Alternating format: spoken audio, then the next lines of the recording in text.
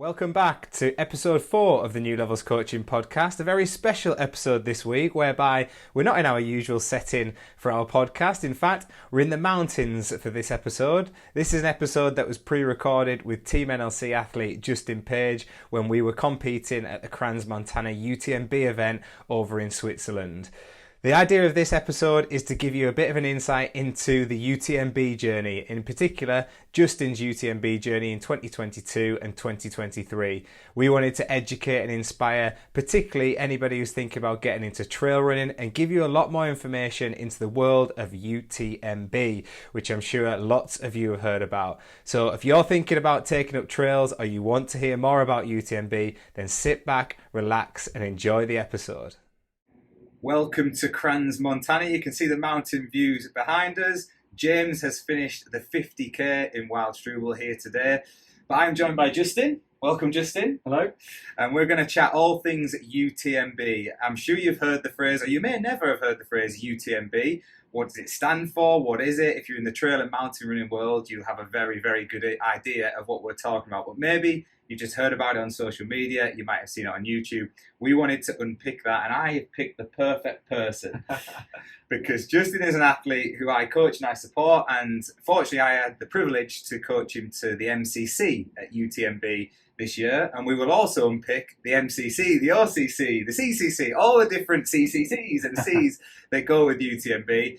And Justin will be the perfect man to explain the experience behind it. And also we're going to get a little bit of detail about the training into it and what is required in order to be there, particularly if you're looking to go there next year. So Justin, to kick us off, how was the UTMB experience this year? Pretty amazing again. It's such a carnival atmosphere. It's just great to be in an environment with like-minded people and just to enjoy the mountains with these type of sort of similar thinking people, and yeah, an absolute joy to be there. I think if I asked you deep down, you'd describe yourself as a mountain person. I think that's the type of person you're describing, isn't it? The people who love being in that environment, like-minded, positive vibe, all of that. And does that kind of translate throughout the week? Because you raced on the Monday MCC, and the main UTMB race doesn't start till the Friday. What's it like being there even all during the week? So it feels like a crescendo. So you arrive on a Sunday, and as you arrive, the town just comes alive on a Sunday. And then you have your race, you finish that, and then normally in a race or in a festival like this, it kind of just tapers off. But it just starts to build. So then on a Tuesday, you have the other races starting, and then you're joining with sort of the festival. And then you start to see all the professional athletes, the other athletes, and their excitement, and you've just done your race, and you kind of, the whole thing just crescendos to the end of the week until the final race. Nice, yeah, and it is a crescendo with that music playing and everyone Exactly. there at the finish. But like any great story, I think we should go back to the start and backtrack, because you mentioned again, the words again, because you have done UTMB before. You did the MCC there last year as well. But what I want to do is I want to kind of unpick it a little bit and give our viewers a bit of an insight into the process behind qualifying for UTMB and what it actually is. So could you explain to them in the best possible way, what is UTMB? So UTMB is the Ultra Trail de Mont Blanc, and that's the original race where you run around Mont Blanc, and it's 177 kilometers and about 10,000 meters of vert, depending on what year it is and what course. It tends to prevail due to weather conditions, enclosures, etc. And then as a spin-off from that, they then developed the CCC, which is then a 100-kilometer race and about 6,000 meters of climbing. And that's, the CCC stands for Courmayeur, Champillac, and then Chamonix. So that's the sort of the towns you'll go through to back to Chamonix. And that's where they have kind of the main aid stations, the main points on the course. Yeah. So, and then following on from that, they also have a few other races called the TDS and the PTL. The TDS is a race that starts in Courmayeur, but then goes the opposite way around to the UTMB. And it's about 140 Ks, and it's a bit more technical, and also stays predominantly in France. So it starts in Italy and then finishes in France. So, whereas the UTMB will start in France, go through Italy, into Switzerland, and then back into France. And then the CCC starts in Italy, goes to Switzerland, and comes back to Chamonix, France. And then after that, you've got the OCC, which is Osier Champulac Chamonix. So that starts in Switzerland and then comes back over the mountains into Chamonix. And that's 50 Ks and about 3,500 meters of climbing, I think. Still a fair whack. Yeah. And then after that, you have a few other races. I think there's the MCC, which I've been doing the last couple of years, which is predominantly, it was built for volunteers who helped out with the main races and for people who live within this region who couldn't get into the UTMB races. It's quite a hard lottery to get into, and the system's changed slightly now.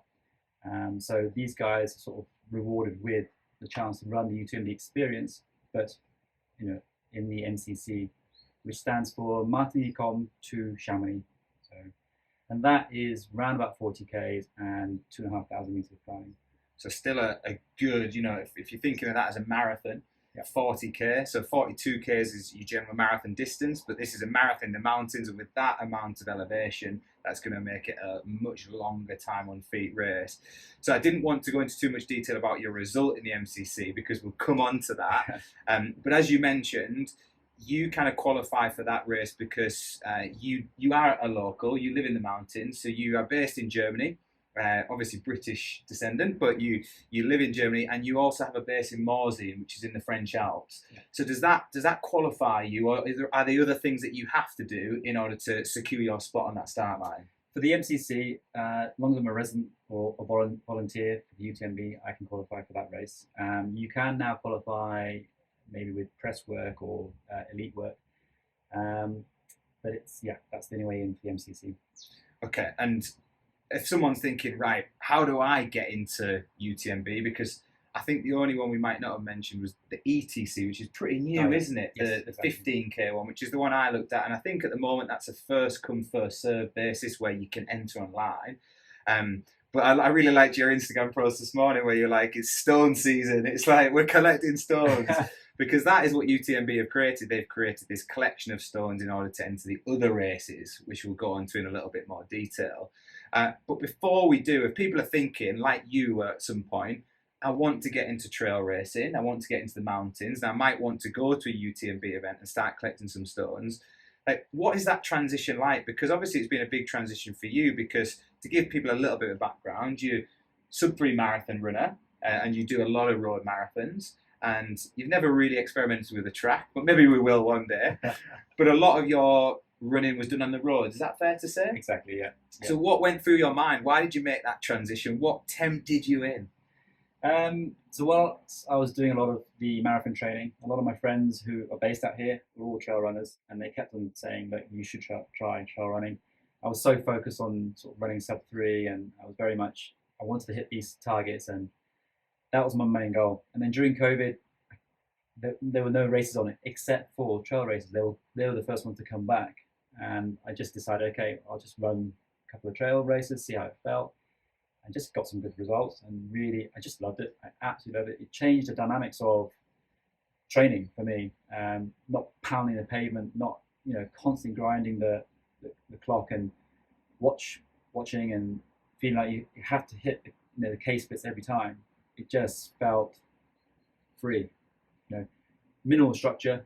You would set me a program which would be like, okay, just go run to this time and enjoy the trails, the vert, in a zone which is comfortable. And this was absolutely life-saving. It was an eye-opener. It suited where I live. It was perfect. So the enjoyment just grew and grew and grew. The trail race results came in, and suddenly UTMB came on my radar, and it just escalated like that, And I couldn't get into UTMB because I didn't qualify. I qualified, but I didn't realize I had qualified.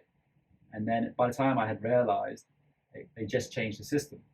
So I applied for the MCC, and then because it took me another year to start collecting our stones, I've gone for the MCC again. And mainly because it was the experience to run in this festival, and also to get to know the Chamonix trails, so I'm ready for when I do, hopefully, one day get into the UTMB. You're scaring me now as a coach. You're saying, I might get into the UTMB one step at a time. Let's go CCC first, or CC, maybe. But that's the conversation we're having already about next year. We're planning ahead. And I think that's one thing to say. it's really important to plan ahead, particularly if you're going to do this series, the UTMB, and you're looking into 2024, because the qualification process makes you do that. But I also think it's a really good kind of insightful look into how to plan any season for any runner, to look ahead even a year, to have that big cycle of training and to break that down into maybe mesocycles, 6 months, 3 months, 1 month, all the way down to your short-term goals, so that it's process building over time and it gives you a focus, doesn't it? Exactly. Yeah. So before we go on to the stones and we go into a bit more detail on that and we kind of break that down, you said something that's really interesting. You know, it's your environment, the mountains, and we know you love your skiing, your ski touring, and it's good in the winter that you can get that training in. But in the summer, it's on your doorstep. But what about for those who are thinking, well, I don't live in the mountains, but I would love to give this a go? What recommendations would you have for them if they don't have it on their doorstep?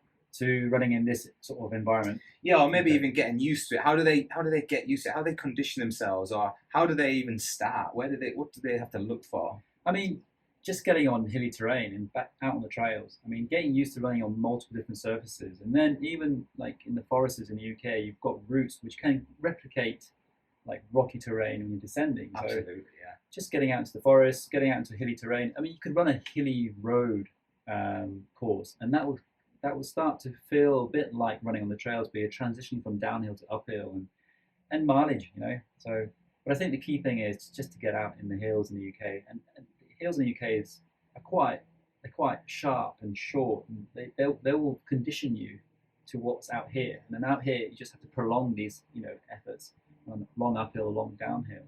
But generally, getting out there, practicing in the trails, in the mountains in the UK, but also conditioning, which is the thing for me the last 2 years, is actually working on your strength and conditioning, your core, your quads.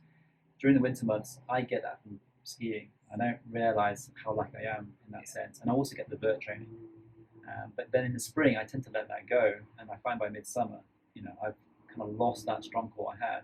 So having the S&C stuff with you guys allows me to maintain that until the next winter. So it's great. Yeah. Yeah. I think that strength and conditioning is a crucial point. We build that strength and conditioning to allow us to then do the training or, you know, tackle. You keep referring to the word vert, and it was something that I wasn't familiar before I went to trail running. Now it's in kind of every session description that I put for people. Vert means, you know, we're kind of talking about the elevation there, the vertical climbs, and how much of it is in each either training run or race that you do. And to give you a bit of an insight into that, we're here in Crans, Montana at the minute, and James has ran the 50K, as I mentioned earlier, and he had 3,300 meters worth of elevation climbing. That's just the up, not including the down. That's relating it to the vert. How much vert is there on the course? And James doesn't live in the hilliest of areas at home. He's been based in Nantwich in the UK, which is Midlands, based over towards Cheshire. And we had to adapt this training. We had to look at the treadmill. We had to go to the peaks and meet each other there. But like you said, we had to think a little bit outside the box with his conditioning as well. And he came off the race today. He's finished 6th, which is a fantastic run, absolutely incredible run. And he said he was surprised at how his legs held up. And that was testament to the training he did and what he did as well. So it shows you don't have to necessarily live here in the mountains to do it. But I do think you have to make a conscious effort, and you have to be aware of what you're doing. Yep. Because I know you've said to me before, you see people come who are inexperienced and they just think, oh, it's just a trail run. And it's not, is it, when you get to Chamonix? It really isn't. No, there's consequences. You know, there are technical terrain. If you fall, I mean, the guys today in the top 3, they all fell. You know, and it's a 55K, so you're not running like extremely fast, but you're running fairly good speed. And even James, he fell on a flat section, you know. Yeah. So you just have to you change your technique more, adjust to it, and yeah, you have to be more adapted to it. You have to respect the mountains, you know. Conditions change very quickly, or the terrain can be. I've been in races where I've often thought that the terrain is quite consequential. You know, you slip, you're going to have quite a long tumble, and that will end up in quite, you know, some injuries or significant injuries. So you do have to respect it and be sure-footed. And, you know, even when you're fatigued, you know, I've taken tumbles in races where I've just been so tired and I can't get my foot over the rock and I've just fallen over. So I think that comes down against the strength and conditioning. Yeah. You know, constantly work out that in the winter, ready for the spring. And I think along with that is the strength and conditioning allows you to do that work and, like you say, being strong, and also then the specificity of getting on that terrain when you can, and practice, isn't it? Even if it's only a small amount, like you said, even if you've only got a short, sharp, steep hill where you live. Like I did 1 minute hill reps. I was running up and down this really kind of rooty, rocky path in the woods. And it was really good. I went up 20 times, like back up and down, up and down. Exactly. I mean, that conditions you for the climbing and for the descending. Yeah. And I think the key thing is to have it vary. So, for example, at the beginning of this sort of training cycle, we had tempos on the roads. We had, the hilly sort of vert training as well. And then, then we had the long runs, which was mixed. I do every other week road long run or a long big mountain run. So I think the key is for this is to have it sort of varied, so your body is adjustable whenever you're going up and down and traversing. Yeah, because that's what the race is, isn't it? It's Right. like, it's not a marathon where you're locked into wrong rhythm, or a 5K where you're going, like you said earlier, looking at 1 kilometre splits every time. Yep. Your splits are going to vary. Like 1 minute you could be doing a 30-minute mile because you're walking up something.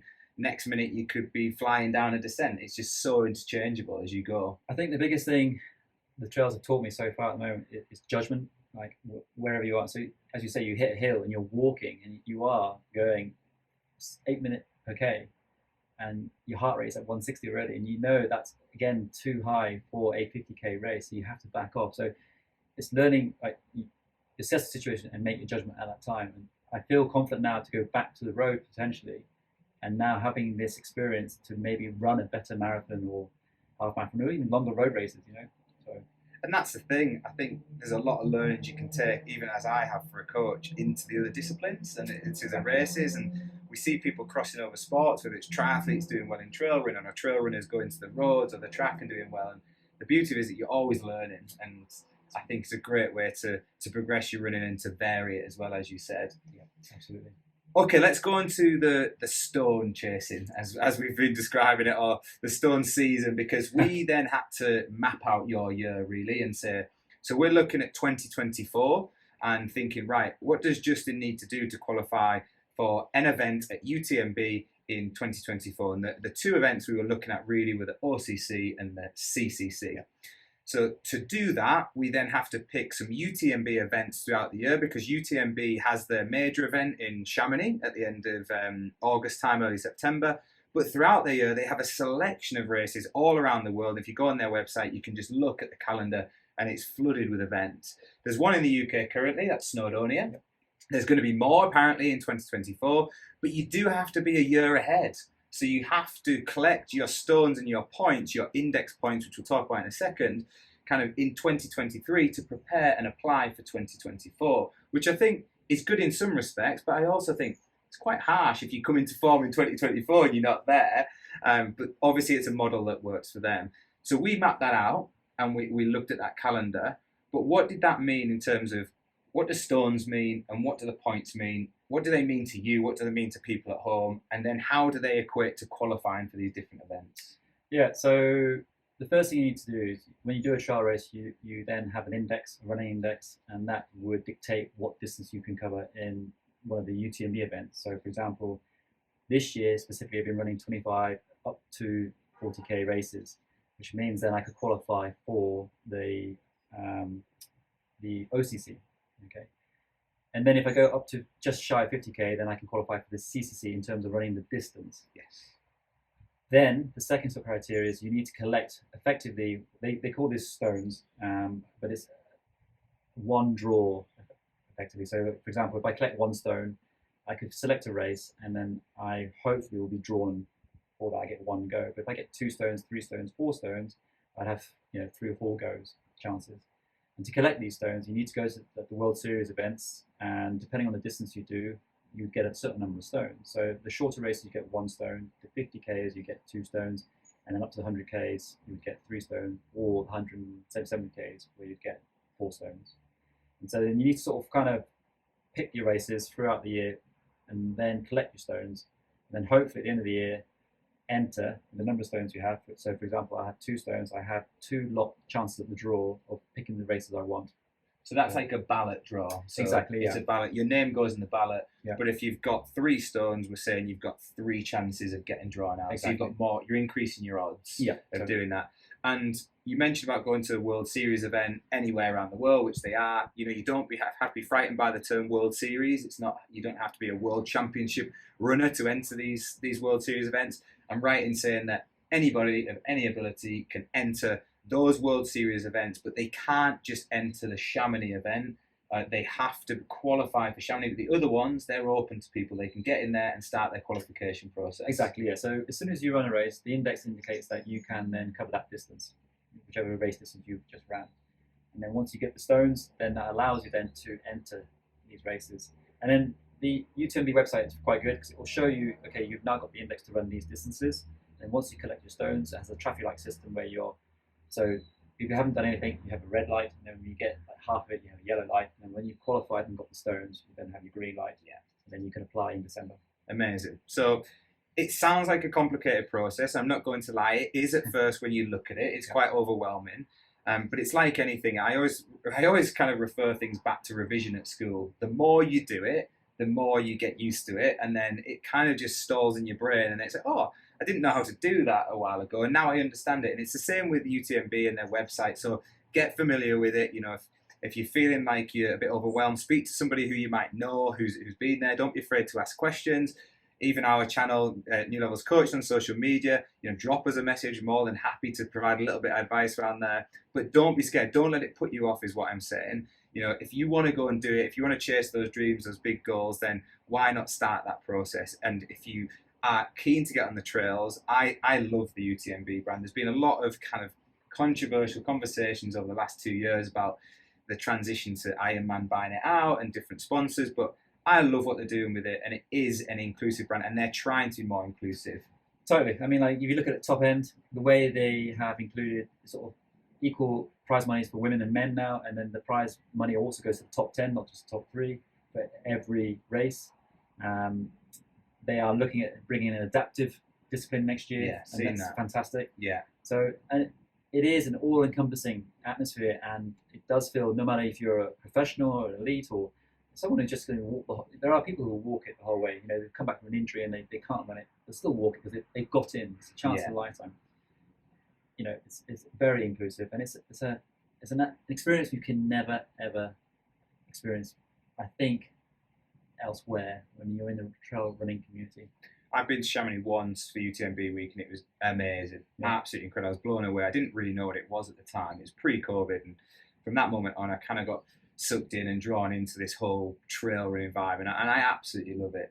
And UTMB have made some mistakes in the past. They'll openly admit that, but they're trying to correct those, and I think that's a sign of a good organisation when they do that. Absolutely. They sit down and have conversation with people and say, okay, we'll recognise that it's not right, and we need to put that right, and that's good. I'm not saying they've been perfect in the past, but who is perfect? So I really like what they're trying to do. The adaptive stuff, I listened to a podcast about that. That was fantastic. You know, people amputees who are running around with prosthetic legs and now tackling UTMB or different distances. It's so inspiring. Absolutely. So inspiring. And they've got the kids races. You said the kids might be having a go at that next year. Absolutely, yeah. Amazing. So it really is a kind of a feel-good family atmosphere, and a lot of people, as you said, are positive, like-minded. Right, let's go on to the MCC this year. So let's go into the actual UTMB. You mentioned what the week was like, and you said, you know, fantastic, the vibes are great. Race day, I remember getting a text from you saying, it's going to be cold. S-H-I-T, it's going to be cold. And I looked at the forecast, and the forecast had turned, and the storms had come in, and there was forecast snow on the day of your race. And that was just mental in late August. And I'm thinking, oh my God, what's going through your mind there? And also, how does that change your strategy in terms of what do you have to pack? Is there rules around that? And then what is going in your bag, and what is going through your mind to get yourself ready for that? Yeah, so when you sign up, you get all the information sent through to you, and they explain to you, okay, you have a cold weather kit, your warm weather kit, and you'll be notified a few days before which kit to bring. So when you register, they don't tell you there and then, okay, which kit it's going to be, but they will check your basic kit. And then I think it was about 24 hours, they said, okay, it has to be cold weather kit this year. Okay. Because it was going to be, we were starting around about, I think, 600 meters, and then we're going to be topping out at 2,400, and the snow line was at 2,000 meters. So they said, cold weather kit, and you have to have it all in your bag, and there are random checks. So yeah, I was kind of like, okay, fair enough, need to scramble some kit. I actually left a lot of my kit back in Germany, because when we left, it was so warm. I just didn't Well, there think was a this would heat happen. wave, wasn't there, the week Exactly. before? Massive heat wave, Yeah. and then followed by that. So I sort of rang all my friends and said, look, can I borrow some tights? Can I borrow some, a soft shell and all this? So I got it all together, and then I just G'd myself up. So cold weather kit, we're looking at tights, waterproofs, soft shells, gloves, hat, all that's got to go in there. Yep, and also you have to double check your jacket. I mean, that's kind of the standard kit, and it has to be a certain amount of waterproofness. And then they advise you to wear like a merino wool base layer. So rather than wearing a t-shirt or a vest, you'd wear that underneath your soft shell. I'm just trying to think what else was there. There was nothing else apart from that. I think, yeah. But then mandatory kit is things like even first aid stuff in there, your whistle, blankets, all that has to go in, and how much fluid you should carry is really important. And I think it's really good habits to create anyway, even in training, to get used to taking it out. I've been out in the mountains, even in the Lake District, the Peak District at home. You go out, beautiful sunny day, and then next minute, boom, things turn, and you're like, oh my God, I'm in a vest. But if you've got all that in there, you're safe, and it's not sometimes just about you, it's sometimes who you're running with as well. Totally. You could be protecting somebody who maybe has had a bad accident or something. So I always think it's better to have too much or be over prepared than to try and skimp. Yeah, absolutely. Yeah. So MCC, I think as a coach, it was your best moment. It was certainly, I'm not going to say actually my proudest moment, because I don't just judge the athletes on their results. They make me proud. Sometimes it's not even a running achievement that they make me proud of. People achieve things in life that are amazing outside of running. I think we should celebrate all of that. But it certainly was a moment that stopped me in my tracks and thought, wow, that is really impressive. The people who you were beating and mixing it with. So how many people started the MCC roughly? I think it was 1,100 people who started, who made it to the start line. Yeah. And obviously then a lot of people dropped out sort of in the snow level or just before. So over 1,000 runners at the start, a lot of them at the front are pros, pretty much a top 10. We saw the guy today who was on the podium and he podiumed again today, pretty much a professional trail runner now. So where was your finishing position, and how did that compare to where you were hoping to finish? So I was trying to compare to last year, but the course also got changed at the last minute. So I kind of decided to rejig this and base it on time rather than positioning. And I felt like if I could get a top 50 place, that would. Sorry, I felt like if I could get a sort of 5-hour time, that would get me a top 50 place. Yeah. And I decided, and we worked a plan which would be around about 5 hours. I felt fantastic that week. Training had gone so well since the injury and then coming into it, and then I had an amazing block. I just felt, okay, 5 hours would be probably my slower time. And we discussed it, okay, 4:55 hours. And so I thought, yeah, top 50 would be nice, because I came within the top 50 last year, and I think second in my age cap. I was hoping another podium on my age cap. I didn't realise how strong the field would be this year. Well, I think that was to be said for every single event at UTMB. The level has gone up. The interest has gone up. Trail running is booming. The standard has risen across the board. Everybody's saying it, from the pros to people who are getting it from the first time. It's just gone up a level. So 5 hours is the target. I actually worked things out, and we had that discussion. I was quite confident you could go inside 5 hours, but we worked out a rate and the timings. And at the first checkpoint, I knew you were up on that time quite significantly, but I also know that in the mountains you're very good at judging your race. Yep. That gave me a whole heap of confidence, because what a lot of people didn't know was just had a little Achilles niggle in just the last week, but actually that held him back in his taper, and I think you just went into it completely fresh, in a good place, and you absolutely smashed it. So where did you finish up in terms of that 5 hour barrier? How much did you crush that by? I did 4 hours. I came in 4 hours 15, 4 hours 16, and I finished up in 69th place. I think 4th overall in my age cap. I was initially very disappointed with the positioning, because I felt like I had just ran the best race I've ever ran. And finishing an hour ahead of your sort of predicted time in those conditions, I couldn't believe it. And then I started seeing the other people coming behind me, and I realized, okay, the level of finishers who are behind me, this is a really good result. And then 2 days later, when I got my index, which is the grading of that race, I realized I'd done very well. So I was really happy with that. And what was that index score compared to your other scores? it's like another 30, 40 points. So it just shows the shift in position was, quite big. It showed the field was very competitive. Yeah. So yeah. So the time absolutely smashed it out of the park. It was like nearly 45 minutes quicker, which was amazing. And when Justin said to me, I feel a little bit disappointed with the position, I kind of said back, look, you're going to beat some really good people here, really good people. The depth was insane. And I knew from the rate of calculations based on the speed of travel that he'd gone faster in that race than he'd ever gone before, despite it being probably the most challenging race he'd ever done, maybe Morsey similar kind of a level. So I was absolutely made up, but I was surprised that didn't podium, considering the year before you'd been second. But that's when things are out of your control, aren't they? Yeah, I mean, I would have been in the top 10 last year at the same time. Amazing. So it just shows you the difference, yeah. So you would have been top 10 in 2022. It was 69th, was it, you say, in 2023. So the depth is now just expanded, hasn't it? It really has.